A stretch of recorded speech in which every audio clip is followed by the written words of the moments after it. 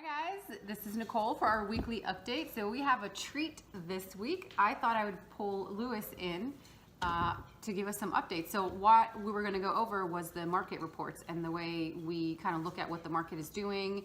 For me on the buyer side, what I use, one of the tools that I use to help you get close with what offer are we going to make. That's the first question I always get asked. How are we going to offer? What are we going to offer? So that's one of the tools, and I'll show you how I use it. But I also thought it would be interesting, just because he trained me on how to use it, first of all, many, many years ago, but also how he uses it to price out homes. So it's the same tool, but we use it for both sides of the transaction, depending on where you sit with it. Well, ultimately, the tool just really supply and demand, because we know in real estate, everything's dictated by how many houses are available and how many are under contract and how quickly those are being bought up at.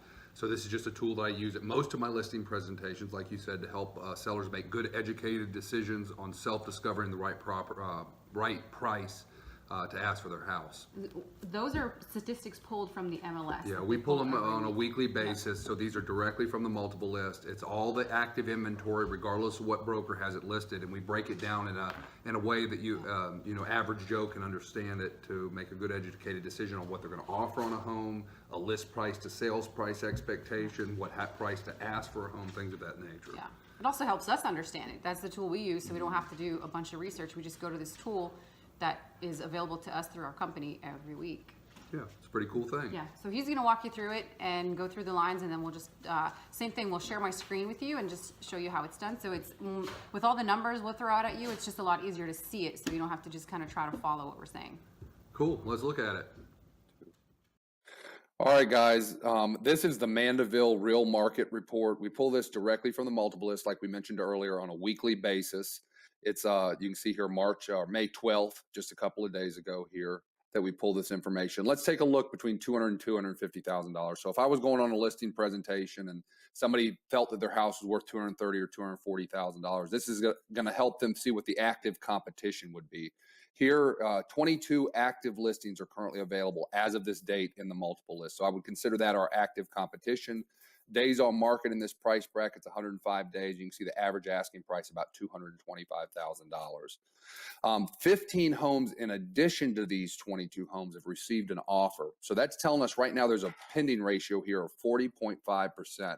I always tell folks this is your first leading indicator of the type of demand the marketplace is demonstrating. So from a seller's perspective, a third of the marketplace, in my opinion, is a very healthy marketplace. So right now in this price point, almost half the homes are under contract that have current signs in the yard. Now this area right here, 7 homes actually were rejected by the market. Price, condition, location of the agent you choose usually dictates if you're in that 7 bracket or that 42. That's the number of homes that have actually sold in the last 6 months. So if you divide that by 6, you're looking at about seven homes a month selling. So the goal would be to be the best available 7 listings to be the next one to be chosen by the current demand and buyer pool that's out there. This is the average market time, the 49 days. So that means from the time a sign goes in the yard in this price point to the time they receive an offer is about 49 days. You do have to add another 30 to 45 days to that number due to the escrow period or the pending period before somebody typically gets a loan and can close. Unless it's a cash sale, you're going to have probably 90 days till you have cash in your pocket from the sale. This here is the original list price of the sold properties, the $240,000 or $237,000 number. This is the final list price. When they find the sweet spot and get it to the right price in the marketplace, typically folks will leave it on the market 2-3 weeks. If they're getting no traction or interest, they do some type of price correction. And that's what that's illustrating from that 237 number to the 231. And then once we get it to the right price, you have a listing to sales ratio here at 97%.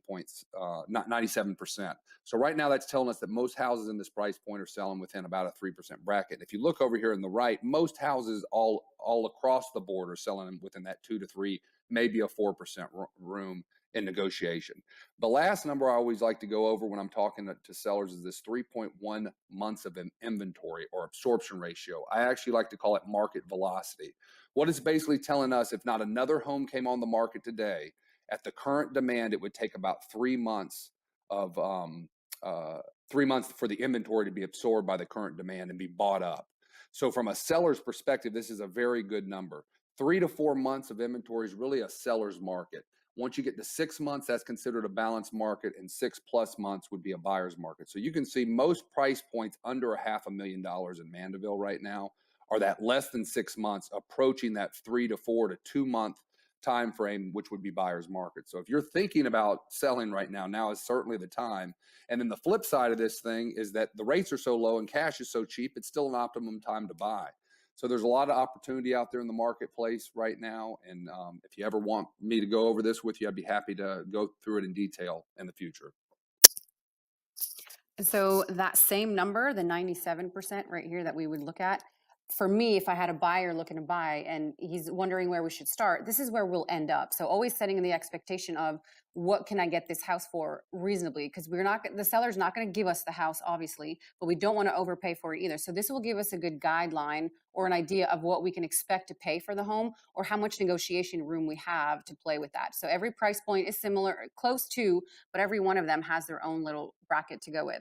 So again, every time we sit down for an appointment with myself as your buyer, your buyer's agent, or Lewis, who's going to help you with your listing, we will go over this within. So this one is in Mandeville. We have specific ones for every specific city or area we're looking in because the market really is hyper local to where you live.